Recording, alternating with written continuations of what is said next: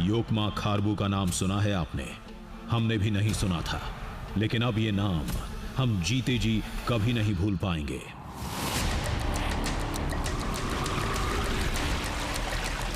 और आज के दृश्यम के बाद ये नाम आप चाह कर भी नहीं भूल पाएंगे, क्योंकि कहानी बहुत बड़ी है। इतनी बड़ी कि देश के वैज्ञानिकों, सरकारों और इतिहासकारों को भी हिलाकर रख देगी। सांस नहीं आ रही है। सर आप ठीक हैं? सांस की दिक्कत तो नहीं हो रही आपको?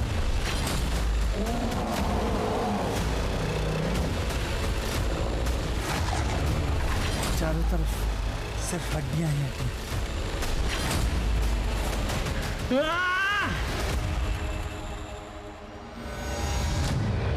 आज इस कहानी का अंत जिस रहस्यमयी और बेहद चौंका देने वाले दृश्यम के साथ होगा, उसकी शुरुआत उतने ही जोशीले अंदाज में हुई थी।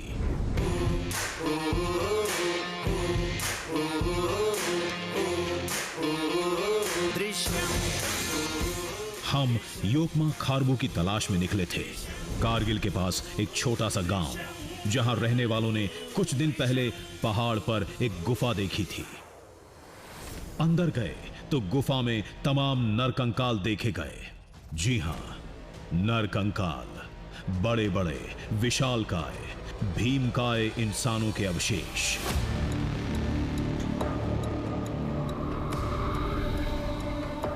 कोई कह रहा था वो महाभारत काल के हैं, कोई बता रहा था पांडवों ने स्वर्ग की तलाश में इसी रास्ते पर शरीर त्यागा था, कोई लेह की बहुत पुरानी दंत कथा सुना रहा था, तो कोई 1500 साल पुराने सिल्क रूट के साक्ष्य बता रहा था। और नुब्रा में आज से कोई 10 साल पहले एक आदमी का स्केलेटन, जिसके अभी तक उसके पीठ पे जो उसने सामान लादा हुआ था। काफ़ी अनएंडिंग केव्स हैं, मतलब अंदर जाके पता नहीं उसकी डेप्थ कितनी है, उसका लेंथ कितना है, जा नहीं सकते, डर लगता है वहाँ।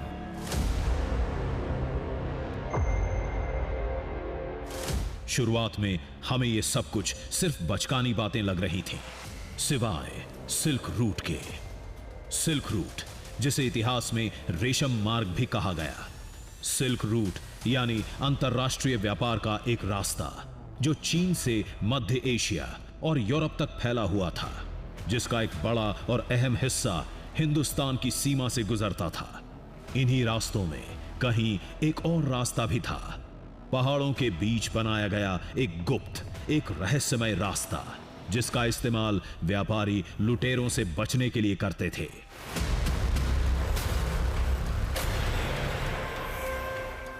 महाभारत, पांडव, दूसरी दंत कथाओं को सिरे से नकार कर हम सिर्फ सिल्क रूट की कहानी को तलाशते बढ़ते जा रहे थे, इस बात से बेखबर कि आगे जाकर सारी कहानी पलटने वाली है। सदियों पुराना एक ऐसा रास्ता जो 6500 किलोमीटर लंबा था, जो भारतवर्ष को दुनिया के अलग अलग हिस्सों से सिर्फ जोड़ता नहीं था, बल्कि यूरोप के लोग भी वहां ट्रेडिंग के लिए आते थे। लेकिन ऐसा क्या हुआ कि जिस रास्ते का इस्तेमाल ना सिर्फ ट्रेडिंग के लिए बल्कि संस्कृति के आदान प्रदान के लिए किया जाता था, उस रास्ते में दाखिल होने वाले तमाम लोग कभी वहां से बाहर नहीं निकल पाए।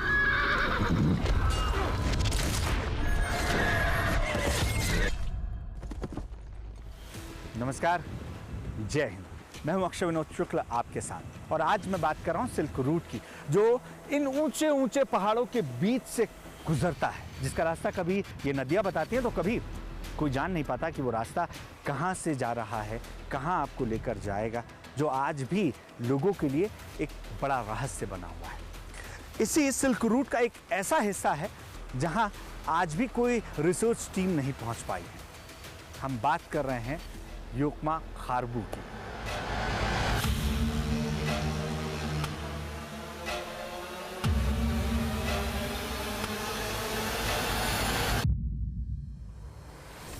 एक ऐसा गांव जहां एक गुफा मौजूद है, जो सिल्क रूट का हिस्सा बताई जाती है, जहां दाखिल होने वाले लोग कभी बाहर नहीं निकल पाए। इसमें न सिर्फ बड़े थे, बल्कि छोटे छोटे बच्चे भी शामिल थे, जिनके कंकाल आज भी वहां पड़े हुए हैं। इसका मतलब आप समझ रहे हैं, यानी रिसर्च टीम भी वहां नहीं पहुंच पाई। लेकिन आज टीम दृश्यम न सिर्फ उस गुफा में दाखिल होगी, बल्कि वहां का दृश्यम आज पूरी दुनिया के सामने लेकर आएगी।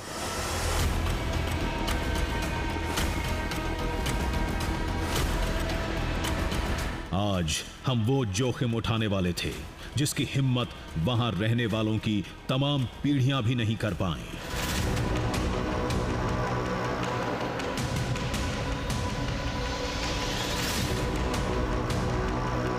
लेकिन एक सवाल हमारे जहन में भी था कि क्या 1500 साल पुराना रास्ता आज भी होगा? होगा तो कैसा होगा? कहीं इंसानी अवशेष की बातों में कोई मजाक तो नहीं था? लेकिन तभी जवाब बनकर सामने दिखा एक म्यूजियम।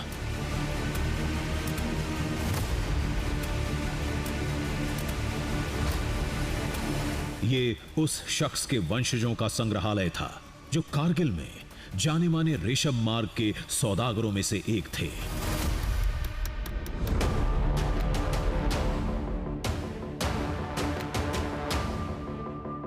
म्यूजियम का नजारा टाइम मशीन में सफर करने जैसा था।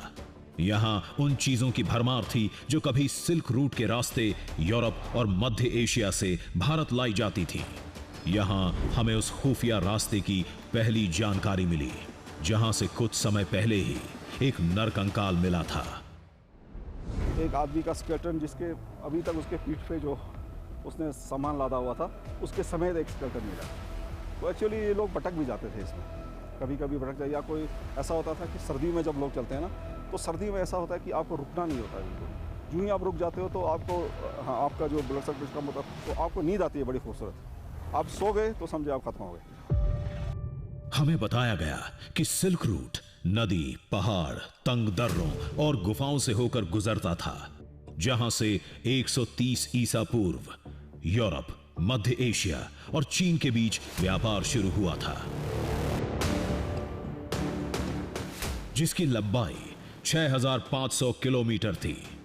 यहां से चीन रेशम, चाय और चीनी मिट्टी के बर्तन का व्यापार करता था, तो भारत इन्हीं रास्तों से मसाले, हाथी दांत, कपड़े और कीमती पत्थर दुनिया के बाजार में भेजता था।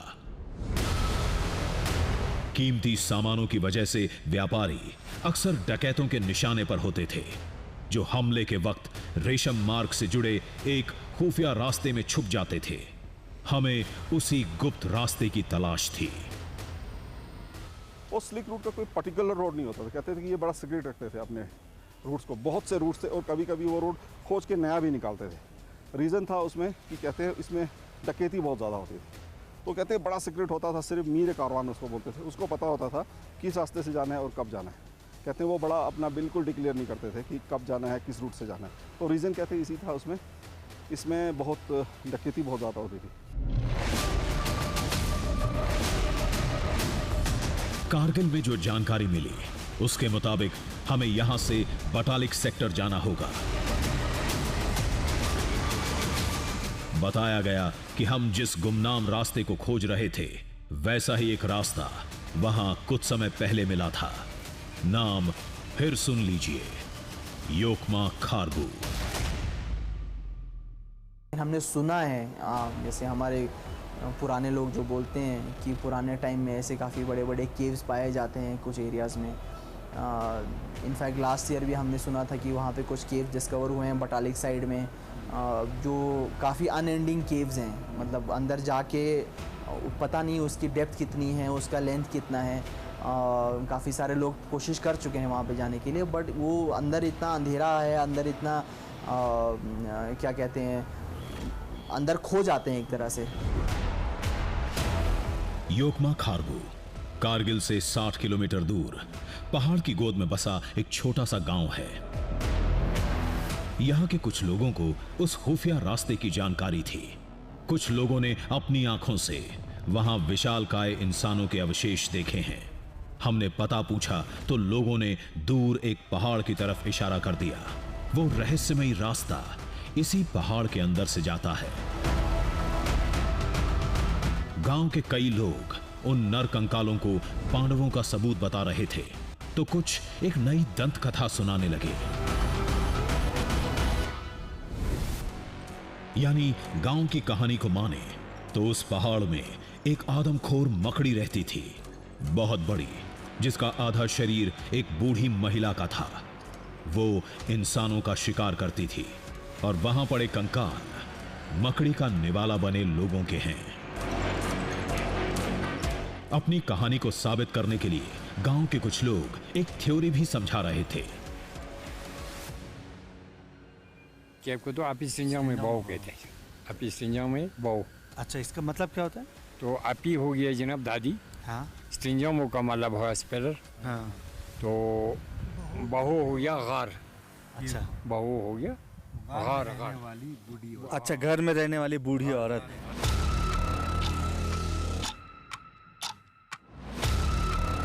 इन कहानियों को किनारे रखकर हमने कुछ ऐसे लोगों से बात की जो उन गुफाओं में जा चुके थे,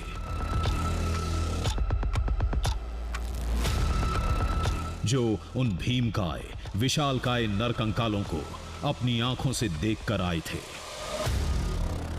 जब गए थे तो वहाँ पे बहुत सारे बोन्स एक्यूमुलेट थे।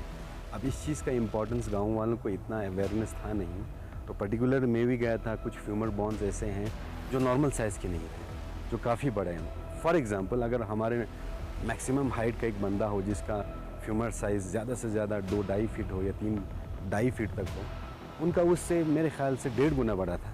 वो हमने देखा भी अपनी आँखों से। यानी आम इंसानों से 1.5 गुना बड़े नरकंकाल। महाभारत की कथाओं में पांडवों की कद काठी का भी वैसा ही जिक्र है।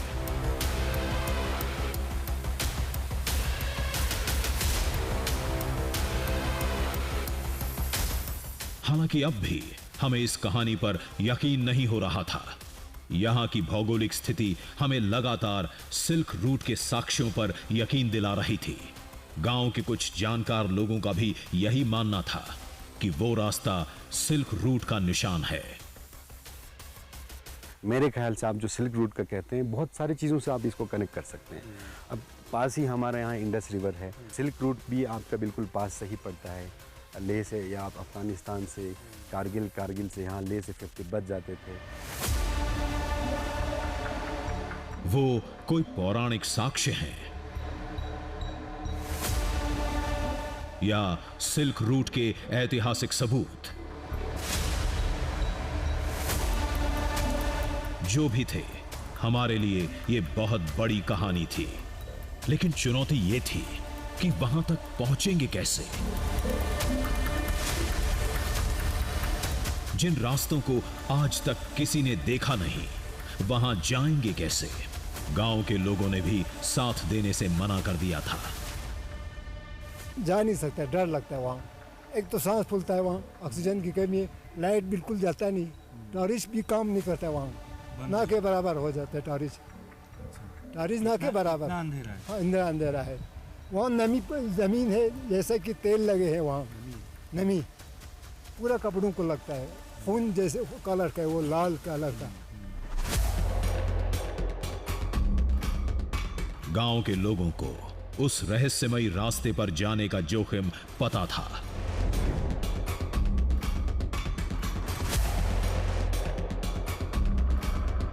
किस्मत से हमें एक नौजवान मिला और हमारा कारवां उस बेहद खतरनाक सफर की तरफ बढ़ गया।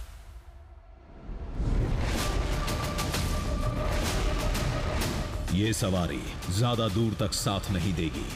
आगे का मुश्किल रास्ता हमें पैदल तय करना होगा। देखिए, जो आखिरी गांव था योकमा खरबू, वो पीछे छूट चुका है और ये रास्ता इतना खतरनाक है कि झटकों के साथ हमें जाना पड़ रहा है। वो तो शुक्र है कि हमें माल ढोने वाली ये गाड़ी मिल गई है, जो कुछ दूर तक हमें कम से कम राहत दे रही है, हमें पहुंचा रही है। और उसके बाद तकरीबन 2 से 3 किलोमीटर तक का सफ़र पैदल चलना है।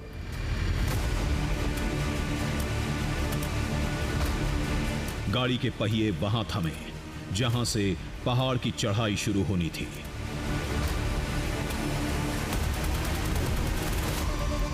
धड़कनें तेज हो रही थीं और कदम बढ़ते जा रहे थे।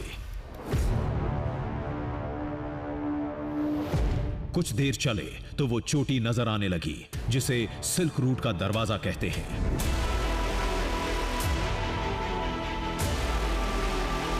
बेसब्री बढ़ती जा रही थी क्योंकि यहीं से शुरू होने वाला था असली खेल, असली कहानी, असली रोमांच।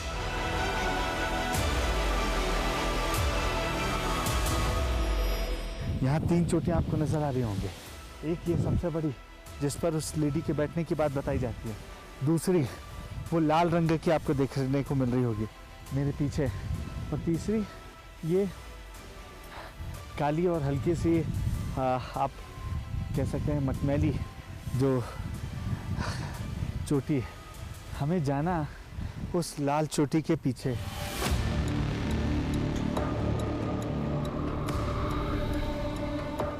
एक तरफ सिल्क रूट से जुड़े ऐतिहासिक तथ्य तो दूसरी तरफ थी लेडी स्पाइडर और खून से सने रास्ते की खौफ की कहानियां। ये दोनों हमारे साथ चल रही थीं।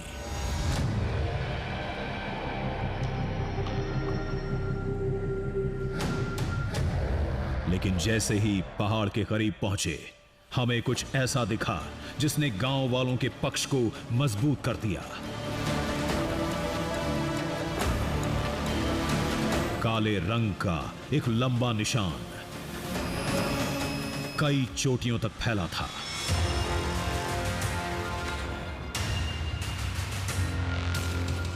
कहते हैं ये उसी आदमखोर मकड़ी के साक्ष्य हैं। पुराने लोगों के हिसाब से वो कहते थे कि जो आपकी स्ट्रिंजांग थी, हाँ, वो अपने जो कपड़े हैं, यानी स्पाइडर लेडी। हाँ, स्पाइडर लेडी अपने कपड़ों को यहाँ टांगती थी सुखाने के लिए। तो इतने बड़े कपड़े, हाँ। 1 2 3 4 मतलब 4-5 शिलाओं के पास। तो वो यही कहते थे, खासकर गाँव में जो स्टोरी चलता था कि अगर उनके कपड़े इतने बड़े हो सकते हैं, हाँ, तो आप सोच लीजिए कि यकीन करिए कि वो खुद कितनी रही होगी, कितनी एक बड़ी जाइंट रही होगी, कितनी खौफनाक एक आदमखोर टाइप की। खास बात यह थी कि पूरे इलाके में पत्थरों पर ऐसे काले निशान केवल इसी जगह पर थे और कहीं नहीं। ऐसा लगता है किसी ने पेंट से लाइन खींच दी हो।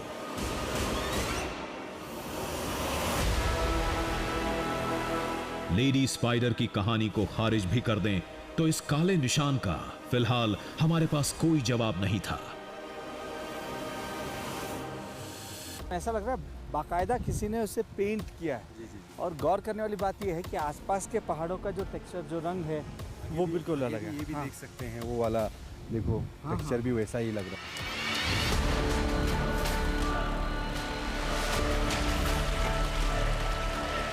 रहस्यमयी धारियों को छोड़ हम आगे बढ़े तो मूलबेख नदी से सामना हुआ।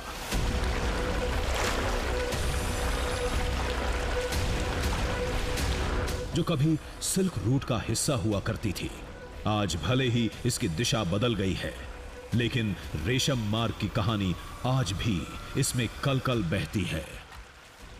ये मुल्बेक रिवर जो करगिल होते हुए पाकिस्तान की ओर चली जाती है। बताया जाता है कि ये सिल्क रूट के पैरेलल ही बहती थी।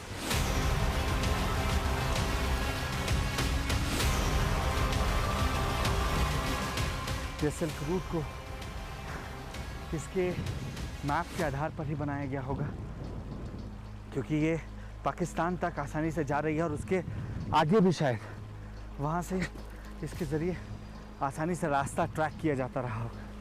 यही वजह है कि जहाँ गाड़ी नहीं चल पा रही है, हम इस नदी के किनारे, कभी नदी के पास से तो कभी ऊपर जहाँ रास्ता मिल सकता है वहाँ से होते हुए आगे बढ़ रहे हैं।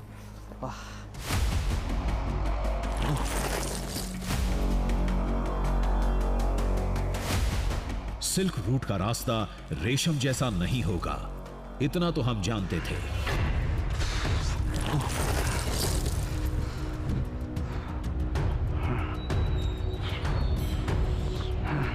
ये बहुत खतरनाक है।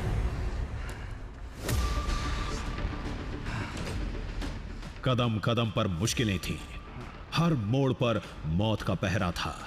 कभी इन्हीं रास्तों पर चलकर व्यापारी सिल्क रूट में दाखिल होते होंगे। देखिए, हमें नहीं मालूम था कि ये रास्ता इतना खतरनाक हो सकता है, इतना कठिन हो सकता है, जहाँ पर आपके पैर का फिसलना यानी मौत के आगोश में समझ आए।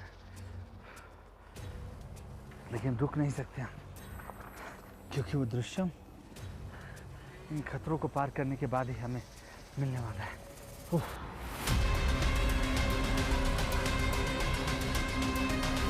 मंजिल की पहली झलक मिलने लगी थी।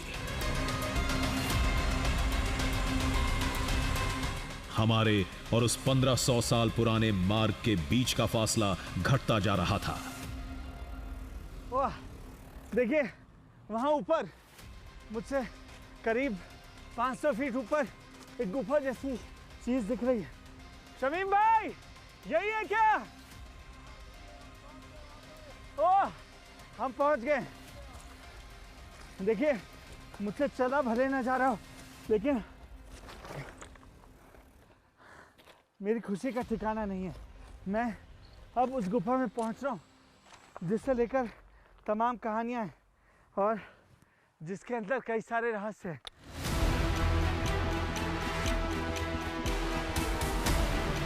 कहानियों से सुराग जुटाए, निशानियों के तार जोड़े,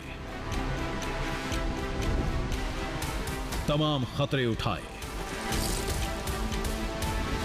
फिर वहां पहुंचने में कामयाब रहे जहां का नक्शा भी किसी के पास नहीं था। सिल्क रूट का वो खुफिया मार्ग जो इतिहास के पन्नों से गुम हो चुका था, उसे हम खोजने में कामयाब रहे थे।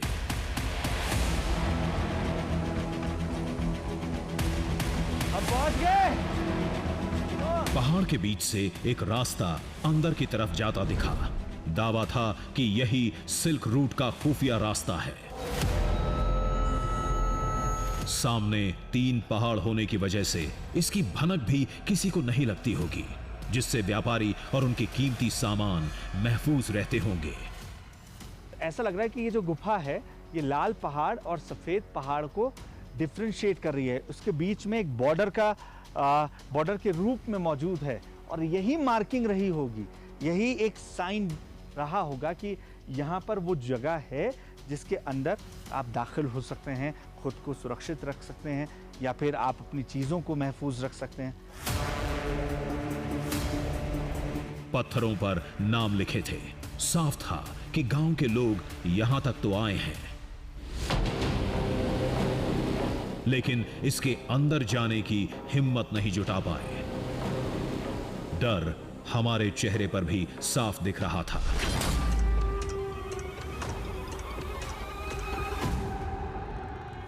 लेकिन इस बहुत बड़ी कहानी के लिए हम जान पर खेलने के लिए भी तैयार थे। यहाँ से हमको जाना है, यहाँ से अंदर, हाँ, यहाँ से अंदर जाना है। ओके। तो इसमें एक चीज़ है, आप इसमें जाने से पहले जिस तरह मैंने पैक किया है, हाँ, अपने जैकेट बैकेट को ट्राउज़र में डाल के टाइट करके, और ये कैप वैप अगर आपका हो, हाँ, क्योंकि कदमों के चलने की वजह से धूल जो उठती है उसका अंदर कहीं जाने का जगह नहीं है। अच्छा, तो थोड़ा सफोकेशन वाला फील होता है। डस्ट बहुत सारे हैं और थोड़ा लाइन में हमें एहतियात से बरतना पड़ेगा। एक बंदा पहले जाएगा, उसके हाँ, पीछे हम फॉलो करके जाएंगे। मतलब हम 2 बंदे एक साथ नहीं जा सकते। इतना सकरा है। एक बंदा मुश्किल तक जा सकता है।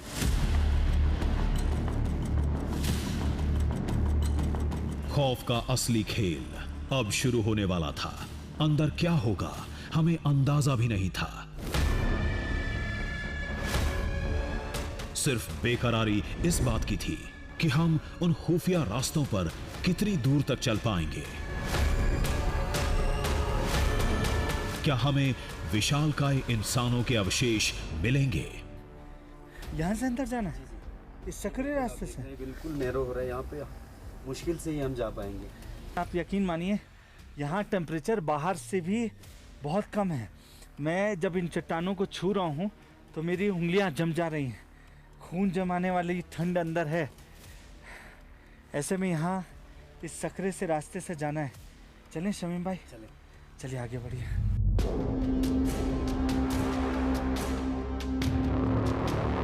आज भले एक इंसान का चलना मुश्किल है, लेकिन कहते हैं कभी व्यापारी पूरे लाव लश्कर के साथ यहां से गुजरते थे।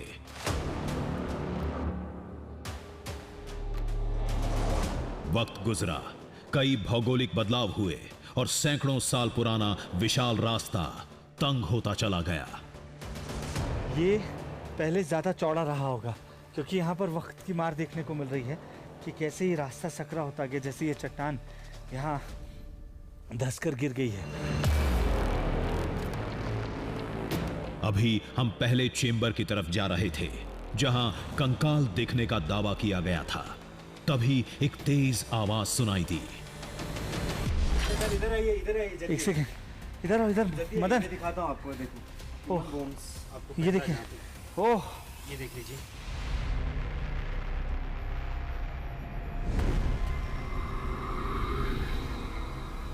पहले चेंबर में अस्थियां बिखरी पड़ी थी, छोटी बड़ी कई आकार की। यकीन नहीं हुआ कि सैकड़ों साल से ये अवशेष आज तक तलाशे नहीं गए। इन नर कंकालों का आकार देखकर होश उड़ चुके थे। ये देख रहे हैं आप हड्डी, ये कितनी बड़ी हड्डी है। ओह, ये मानव शरीर की हड्डी है, ह्यूमन बॉडी की। वाला देखिए, वो काफी बड़ा है। ये तो और बड़ा है, सही बात। ये देखिए, इन तस्वीरों को देखकर दिल घबरा रहा था।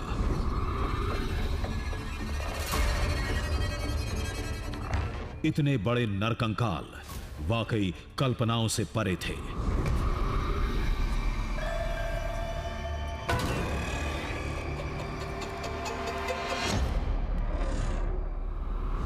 किसी आम इंसान के कतई नहीं लग रहे थे। हमसे पहले जिसने देखे होंगे उन्हें भी नहीं लगे होंगे। शायद इसीलिए यह दावा हुआ कि ये कंकाल पांडवों के हैं। लेकिन अवशेष गिनती में बहुत ज्यादा थे, इसलिए महाभारत की थ्योरी सच्ची नहीं लग रही थी।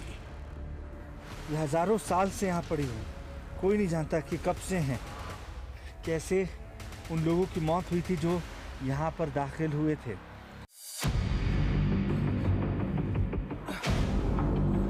सांस नहीं आ रही है। हमें देखकर लगा कि कुछ अवशेष बच्चों के भी हैं, इसलिए सिल्क रूट की कहानी ज्यादा सच्ची लग रही थी। शायद व्यापारियों का कारवां परिवार के साथ गुजरता होगा, इन कंदराओं में फंसकर रह गया होगा। देख रहे हैं, शरीर के अलग अलग हिस्सों की है। ये कोई एक्सपर्ट ही बता सकता है कि शरीर का कौन सा, शोल्डर बोन, लेकिन ये किसी बच्चे का लग रहा है। बहुत छोटा है।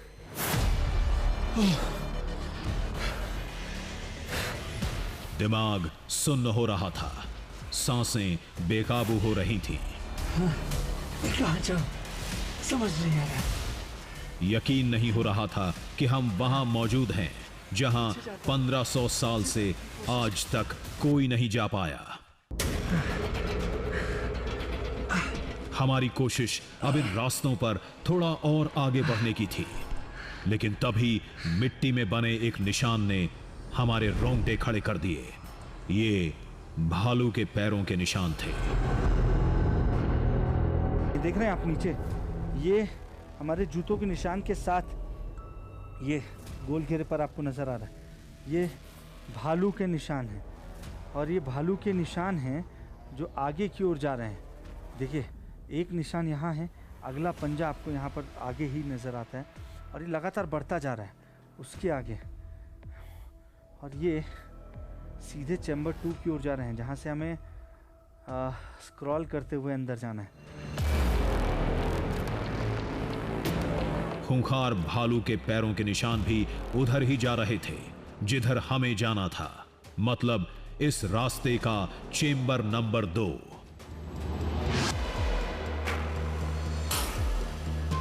समझ में नहीं आ रहा था कि अब क्या करें। वापस लौटें तो मिशन अधूरा, आगे बढ़ें तो जान का खतरा। हमें किसी एक को चुनना था और बताने की जरूरत नहीं कि हमने क्या चुना। डर को सीने में दबाकर हम बढ़ते रहे। दूसरे चेंबर की तरफ धीरे धीरे रेंगते हुए जा रहे थे। शरीर बिखरी हड्डियों से टकराने लगा था। चारों तरफ सिर्फ हड्डियां ही हड्डियां। ये छोटे बच्चे की देख रहे हैं, ये छोटे बच्चे की, ये किसी की पेल्विक, ये जितना डरा रहा है उतना ही आपको इमोशनल कर रहा है कि न जाने कितने लोगों ने यहाँ आखिरी सांस ली थी। हम लगातार चलते जा रहे थे। इंसानी अवशेष शरीर में चुभ रहे थे, लेकिन पीछे लौटना हमें मंजूर नहीं था।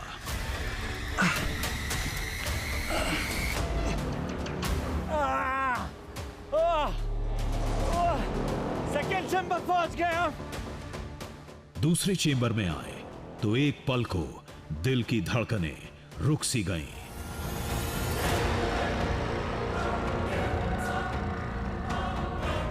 यहां अस्थियों का ढेर पड़ा था। शायद ये किसी का कंकाल था जो टूट के बिखर चुका था।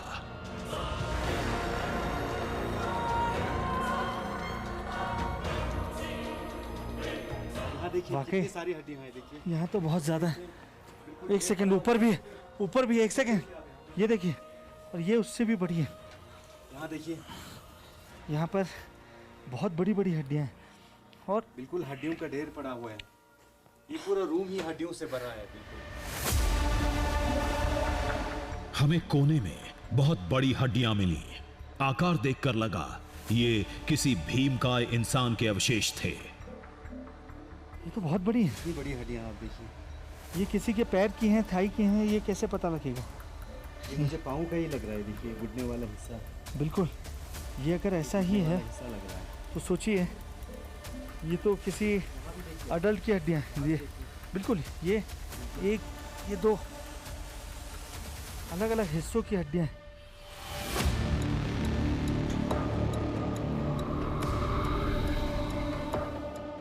हमारी जानकारी सीमित थी। जो दिख रहा था सिर्फ उसे देखकर हम अंदाजा ही लगा सकते थे।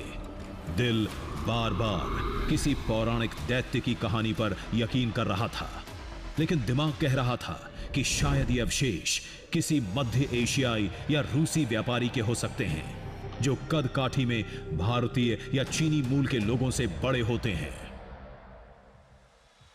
अगर सिल्क रूट का इस्तेमाल खजानों के लिए, मसालों के ट्रेड करने के लिए किया जाता था, तो यकीन मानिए सिल्क रूट का ये हिस्सा आज ऐसे खजानों से भरा पड़ा है जो कई राज खोल सकते हैं।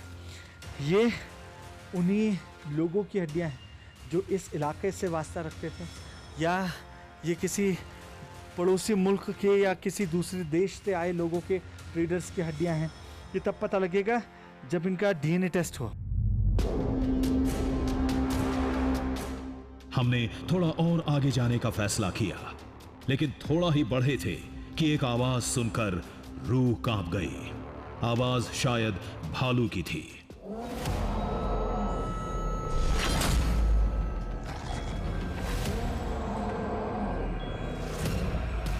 कुछ देर पहले हमें भालू के पैरों के निशान भी दिखे थे। मतलब एक जानलेवा खतरा अब हमारे सामने था और दुआ के अलावा बचने का कोई रास्ता नहीं था।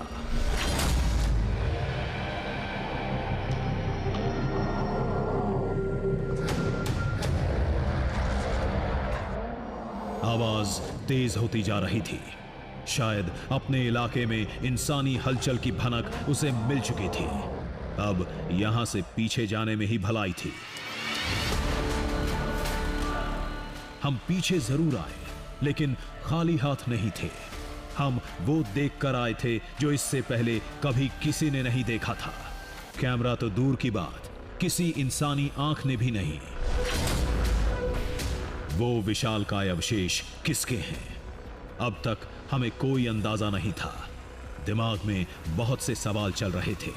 कहीं ये सब भालू या किसी दूसरे जानवरों के शिकार तो नहीं? लेकिन गांव के लोगों ने बताया कि बरसों से यहां किसी इंसान के गायब होने की कोई खबर नहीं आई है। यानी इन रास्तों पर जो भी हुआ है बरसों पहले हुआ है।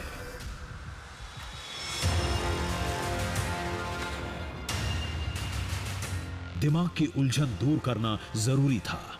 इस बीच हमें कारगिल में एक शख्स का पता चला जो पुरातन विज्ञान के जानकार हैं और कुछ महीने पहले उन रास्तों पर जा चुके हैं।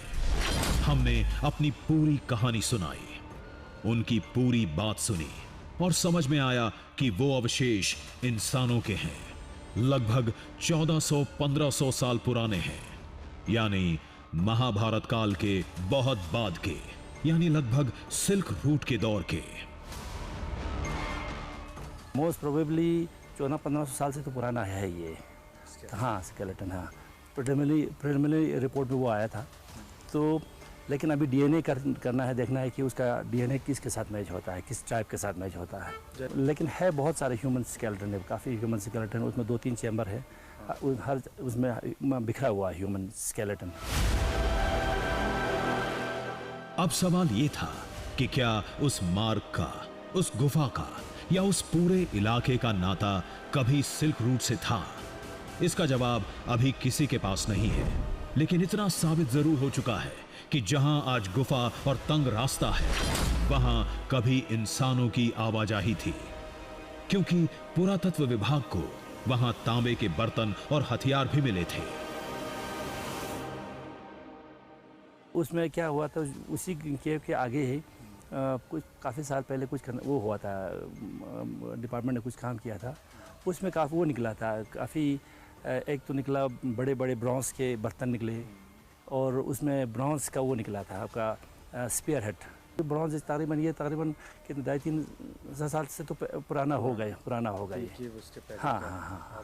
तो क्योंकि उस एरिया में ह्यूमन बसते थे वहाँ। हाँ, पता चला कि हमसे पहले वैज्ञानिकों की एक टीम भी वहां शोध करने गई थी। हमने उस टीम से भी संपर्क साधा और जो कहानी पता चली उसे सुनकर हम भी हैरत में पड़ गए। वहाँ पे जो हड्डियाँ मिली है वो मानव की है, जिसमें मतलब बच्चे भी है, जवान भी है और बूढ़े भी है। और ज़्यादा करके वहाँ पे जो हड्डियाँ मिली है वो बूढ़े लोगों की है, मतलब एजेड है, 35-40 के आसपास के जो है वो ज़्यादा है, जिसमें हम लोगों को औरत भी मिलती है, औरतों की भी हड्डियाँ मिली है और आदमियों की भी हड्डियाँ मिली है। तो इससे पता चलता है ये एक ही प्रकार की हड्डियाँ नहीं है। यानी हम जिस छोटी सी कहानी की तलाश में निकले थे वो देश का एक बहुत बड़ा दृश्यम था। ऐसा दृश्यम जिसके बारे में कुछ गिने चुने लोगों को छोड़कर किसी को कोई जानकारी नहीं थी। हम एक ऐसी कहानी को खोज कर ला चुके थे जो हजारों साल पहले गुम हो चुकी थी। सच का फैसला वैज्ञानिकों के शोध से होगा, लेकिन अगर वाकई ये कहानी सिल्क रूट से जुड़ती है तो आज आप भी एक बहुत बड़ी कहानी के गवाह बने हैं। आपने वो देखा है जो अब इतिहास के पन्नों में भी नहीं मिलता।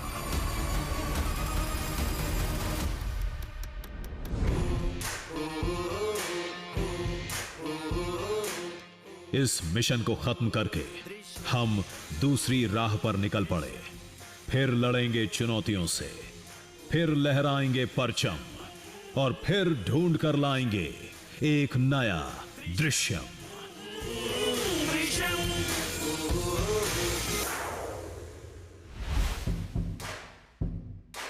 जैसा हमने आपसे वादा किया था, दृश्यम के थीम सॉन्ग के साथ आप अपनी रील सोशल मीडिया पर #TV9 दृश्यम के साथ टैग करिए। हम उसे पूरी दुनिया को दिखाएंगे। तो वो सिलसिला शुरू होने जा रहा है। अगर आप भी दृश्यम का हिस्सा बनना चाहते हैं तो #TV9 दृश्यम पर थीम सॉन्ग के साथ अपनी रील जरूर टैग करें।